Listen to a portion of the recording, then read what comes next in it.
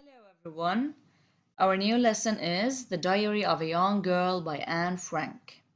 First, let's discuss the themes. The first theme is the loneliness of adolescence.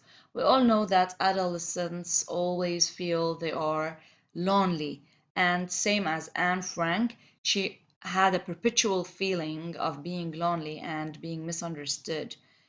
She shares a quotation she once read with which she strongly agrees.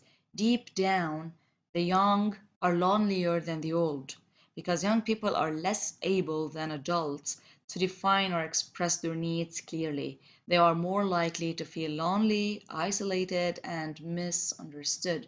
So, this was the first theme.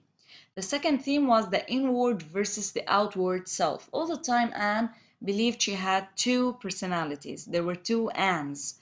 The first one was the lively, jovial, public Anne, whom people knew, and the second one was the sentimental, private Anne, whom nobody knew but herself. And of course, she tried to write about all.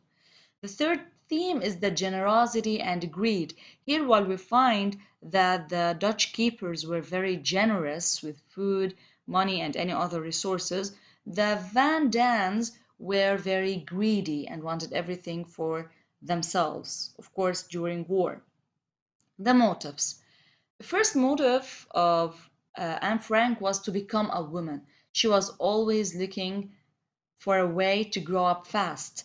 Anne is 13 years old when she first goes into hiding in the annex, and she turns 15 shortly before the family's arrest. Thus, her diary is a powerful first-hand record of the experience of a young girl as she matures. There was fear, of course. During wars, there's always fear. The Franks and the Van Dans are fortunate enough to have made advanced plans to go into hiding should the need arise, but they still know they are not completely safe from the Nazis.